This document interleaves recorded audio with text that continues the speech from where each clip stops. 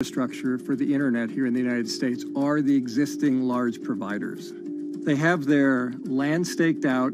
They would prefer that nobody come in and compete against them. In 2013, we applied for a grant. We went down and met with the commissioners at the California Public Utilities Commission. It was an arduous process to get funded, but we finally did against all odds. We got a $16 million grant, and then we went out to seek venture capital.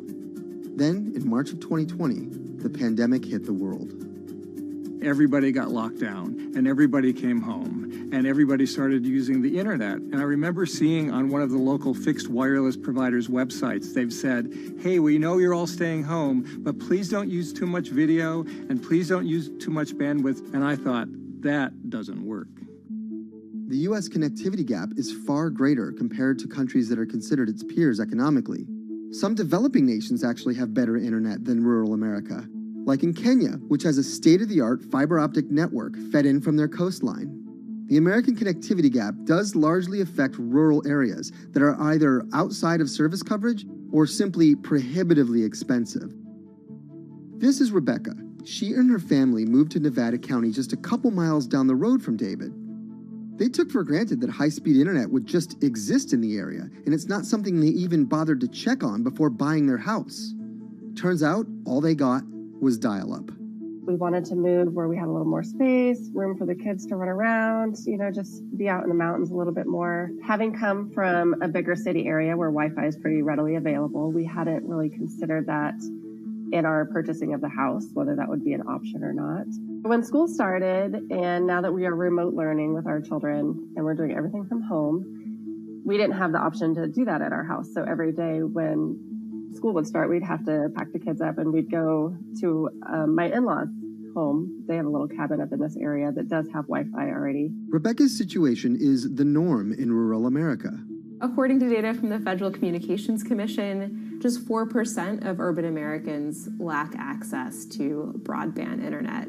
That's compared to almost 40% of people who live in rural areas. But while that was the case, there were also racial and socioeconomic divides in terms of who had that access. In addition to that geographic difference, low-income African-American students, Latino students, and first-generation college students were more likely than others to have only one device at home that's shared among multiple siblings and or lack access to that actual connection.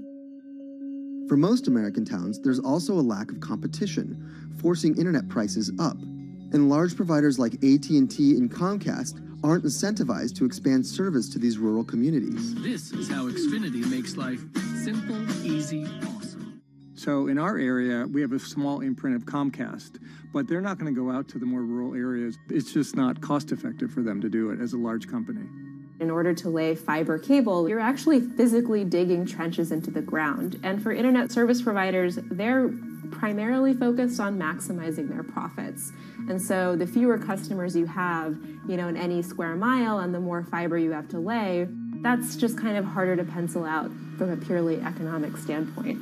AT&T released a statement on the matter, expressing the need and desire for government assistance to fund fiber optic expansion to areas deemed unprofitable. Comcast released a similar statement encouraging more public-private collaboration on this effort. Federal agencies do offer grants to help communities build broadband networks, but many have argued that there's not enough flexibility on how to use these funds. The COVID-19 relief package passed by Congress in March and signed by President Donald Trump awarded $43.3 million to 51 projects on the East Coast alone. But it also stipulated that these projects needed to be up and running by December 30th. For contractors who plan projects months and years in advance, it's a scramble to rearrange their schedules to meet that deadline. So what we've been asking the federal government to consider is at least have, as long as the projects are getting started, knowing the projects are being put into place to expand both remote learning, working from home, and opportunities like that that are truly driven from COVID. We're moving as fast as we can regardless, but hopefully they'll give us some more time. Talking to John Paul, it's clear that he believes broadband is something that can transform a community and should be considered a public good.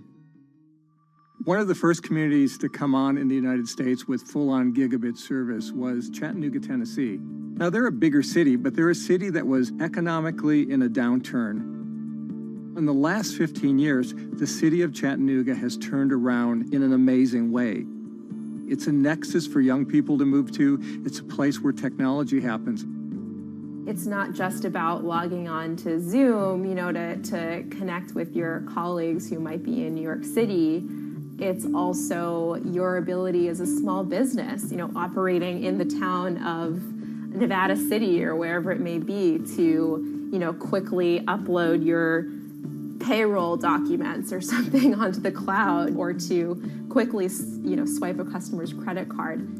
There's just some really basic business functions and mechanics that I think people in big cities really take for granted, and that are just going to be a much bigger challenge for small business owners in rural areas.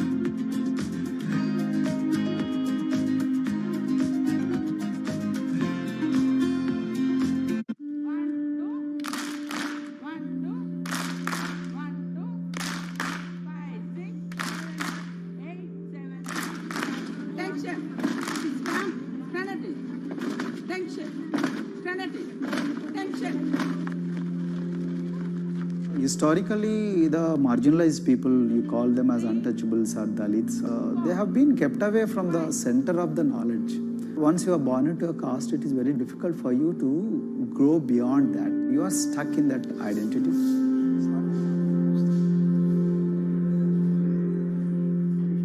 I think education is the best way of liberating them. So that's how I chose to work in education sector.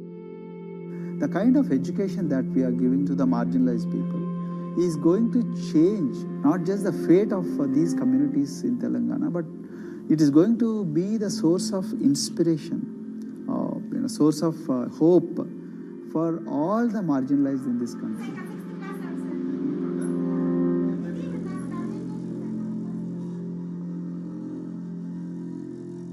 Greatest blight in India is the system of caste. For generations of Indians, the social code known as the caste system has defined how people earn a living and whom they marry. Although outlawed 7 decades ago, castes remain a significant factor in deciding everything, from family ties and cultural traditions to educational and economic opportunities. Dalits, people who are on the lowest rung of the caste system, constitute almost 1/5 of India's population of 1.3 billion. Not able to afford the high tuition of private schools, many are forced to attend government-funded institutions, which in the past have suffered from poor infrastructure, lower education standards, and high student-to-teacher ratios. But Dr. Praveen Kumar is trying to change that.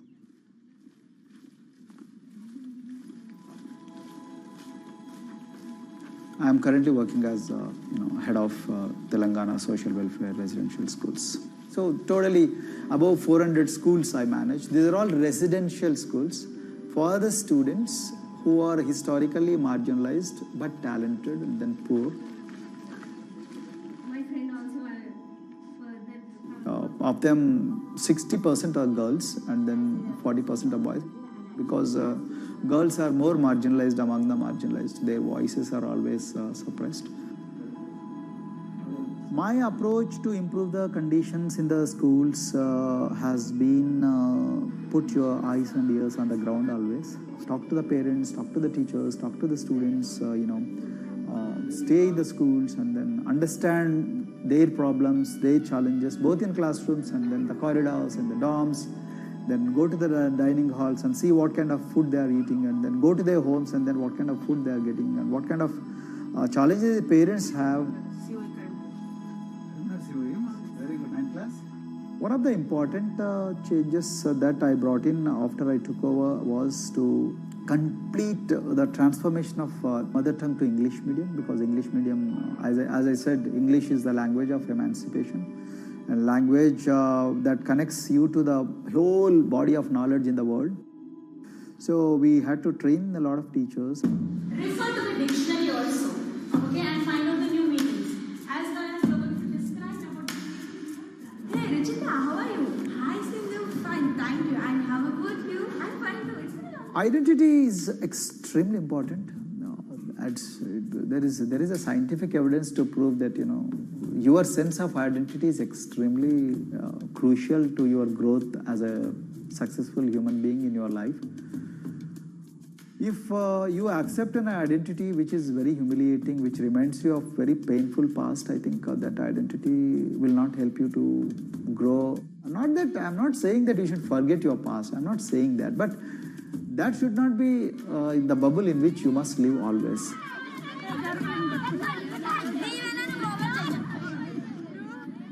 Sweros is an alternative identity. S stands for state. W stands for welfare. Aero, SW, and then Aero is Swero. So the idea is your dreams have to be skybound. So that is what we are trying to achieve by changing the identities. Like, you say, I'm a Swero, and I aim to be a doctor. I am a Swero, I aim to be a top-notch engineer. I am a Swero, I aim to be a top bureaucrat of this country. I'm a Swero, I want to be a very good actor or a musician in this world. So these are the positive images that are associated with the identity.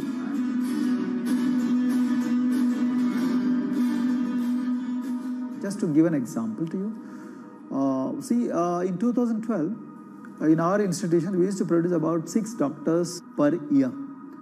But because of our, this self-liberating ideology of Sveroism, we have, this year, we have produced about 189 doctors.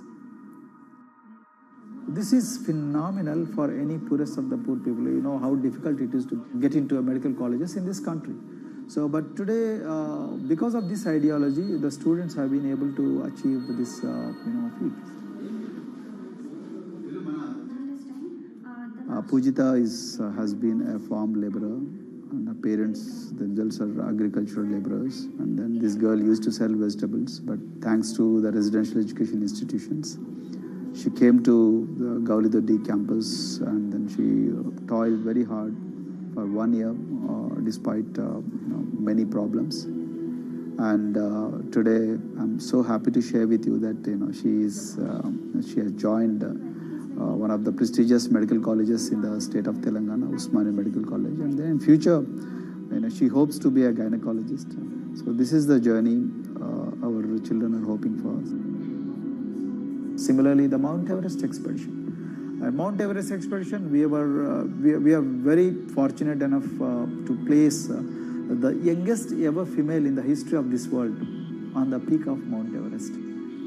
How did this happen? It's all because of an ideology that helps you to liberate yourself.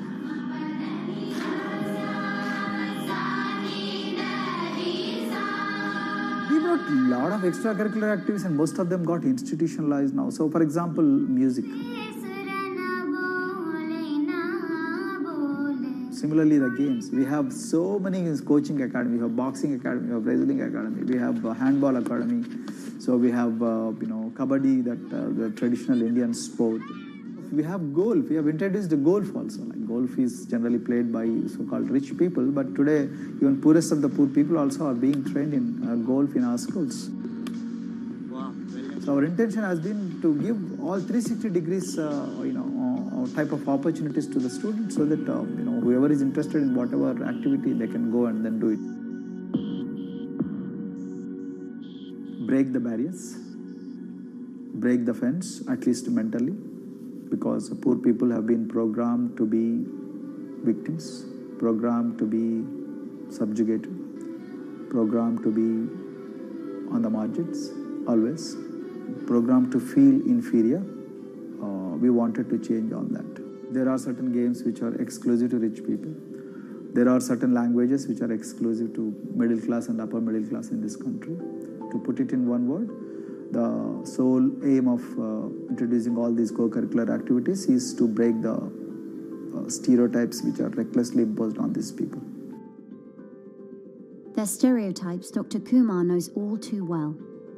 Born a Dalit, his grandparents were labourers and access to the village well was restricted. Dr. Kumar credits his parents' belief in the power of education with helping him realise his aspirations. He went on to join the Indian Police Service, attended Harvard University, and then began pursuing educational reforms back home. I attribute whatever I am today, it's to my mother primarily. They educated me in the village, although there were no good schools. So then I stayed in social welfare hostels, the hostels which are managed by government for the poorest of the poor kids. I passed with reasonably good grades. Then I went to university and then I faced worst form of discrimination in the universities. Like there were, in those days I'm talking about, so the bathrooms and the toilets were exclusively meant for scheduled castes and scheduled tribes. We used to fight discrimination on one hand and then again, try to excel in academics, day in and day out. So that's how I came to education, because I deeply believe that education is the only important weapon that can really, place the poorest of the poor people from a very victimhood orbit to a prosperous orbit. I think in future, this is going to be a game changer for the marginalized in this country.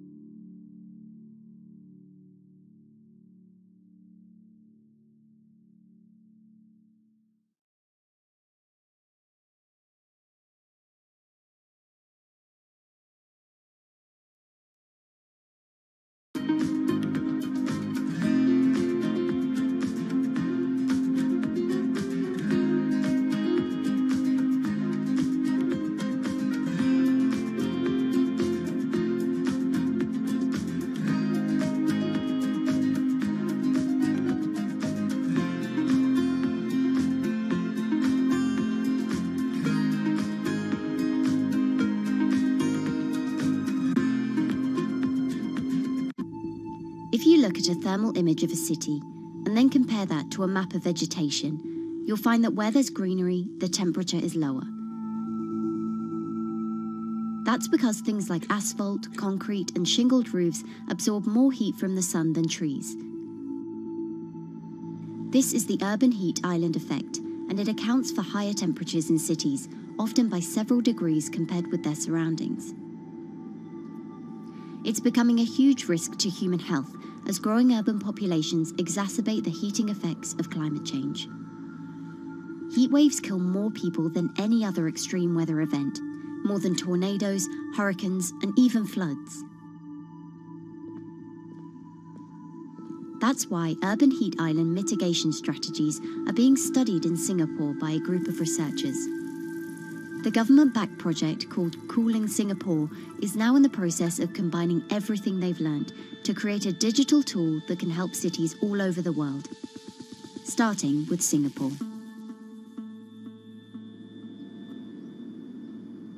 In Singapore, close to the equator, temperatures regularly rise above 32 degrees Celsius or 90 degrees Fahrenheit. And the city structures only make it worse. And that is also the case for Singapore, which is basically a concrete jungle, more urbanized, more developed city. And even in Singapore, what you have is a situation whereby there's a temperature difference of 7 degrees Celsius between the more urbanized and the more rural areas. The government has taken drastic steps to keep temperatures down. This is Gardens by the Bay, an award-winning park. And inside this greenhouse is a pleasant 24 degrees. That's because the dome, along with 24 nearby towers full of thousands of people, is chilled by what's probably the world's largest underground district cooling system. It uses a large central plant that cools water and then pipes it into banks, residential towers, an exhibition centre, shopping malls, and the city's iconic Marina Bay Sands hotel and casino complex. So one of the biggest perks of using this system for the buildings is that they can save 40% in terms of electricity usage compared to your traditional air conditioners. And with Singapore relying on natural gas for most of its power, this new system means emission savings equivalent to removing 10,000 cars from the city's roads. That has big implications for the rest of the world. If things stay as they are, more than a third of the world's electricity could end up being used to cool buildings and vehicles by 2050. As the world gets hotter, gets warmer, there is a greater need for air conditioning and as well as refrigerators, for instance. And the more people are buying these household appliances, the more energy usage they use, and they release heat more, and that then exacerbates climate change. It's a vicious circle. And so since 2017, researchers at Cooling Singapore have been identifying design solutions that reduce our need for so much cool air in the first place. One thing many cities have in common, and that's the importance of vegetation. That's a very important measure to mitigate the urban heat because of the shading effect, of course, and the psychological effects of the vegetation, and also because of the possible evaporative cooling effect of the vegetation. Vegetation can be, of course, on the ground floor in form of trees and shrubs, and you can walk under them. This is the so-called canopy layer that the vegetation forms above us. But vegetation can also go up the facades of buildings, and it can go to the roof of the buildings. Luckily, Singapore has been striving for the garden city feel for quite some time. It was a vision initially introduced by then Prime Minister Lee Kuan Yew in 1967 to make life more pleasant for people. And today, Singapore is one of the world's greenest cities in terms of urban vegetation. Kampung Admiralty, a community centre that contains health facilities and social spaces, now provides more green space than the plot of land it was originally built on. It's topped by a roofscape of staggered terraces covered in local plants, which functions as a community park. And a village green in the centre that contains farm plots for residents to tend to. Park Royal on Pickering was designed as a hotel in a garden that doubled the green growing potential of its site.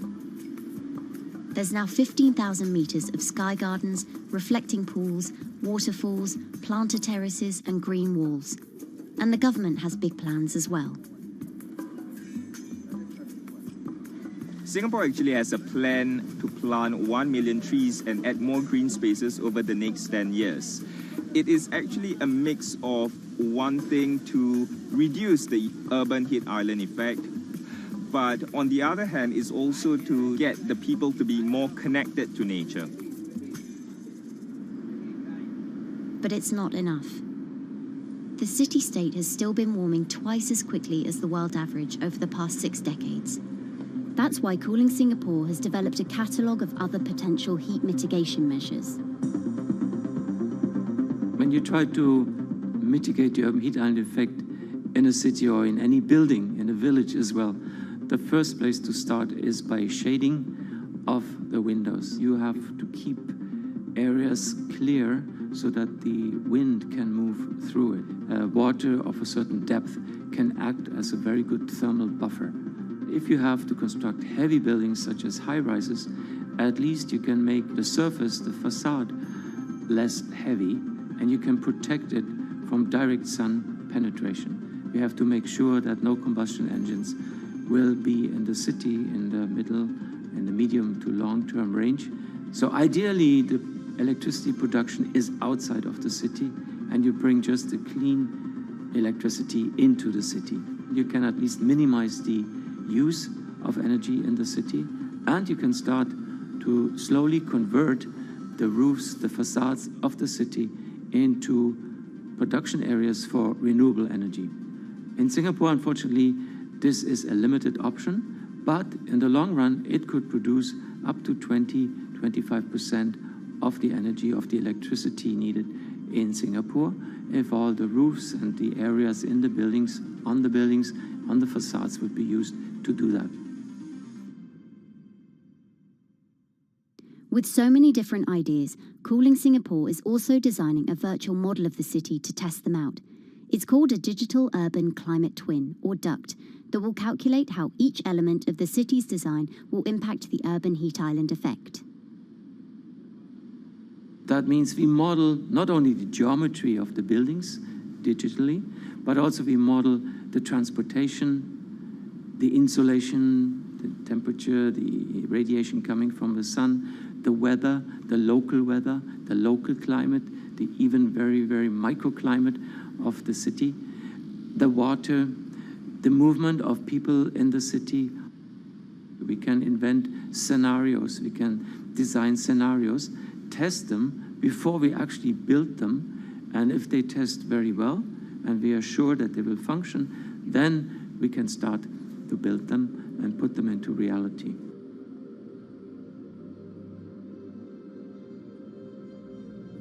Singapore will be using this new tool to figure out which actions it should take next.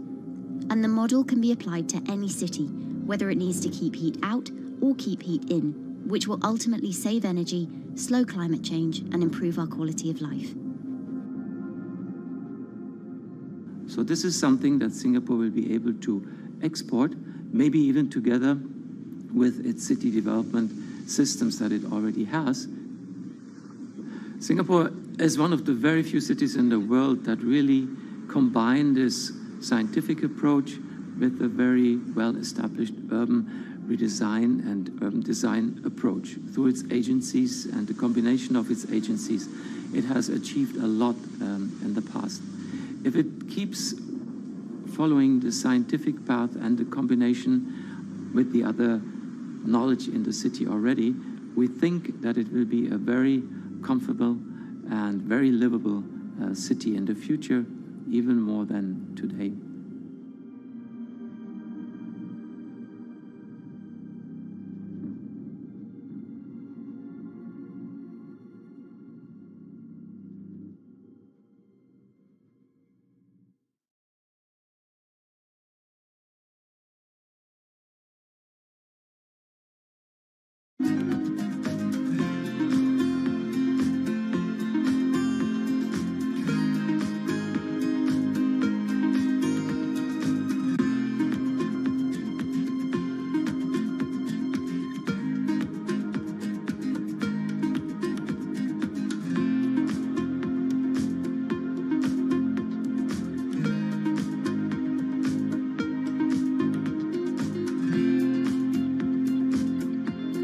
Times are tough. Jobs are scarce. It's risky to be outside and around others. Seems like there's very few ways to make extra money during a pandemic. So I guess I'll just hunker down and binge social media until this all blows over. Wait, don't these people make money? How do these people make money?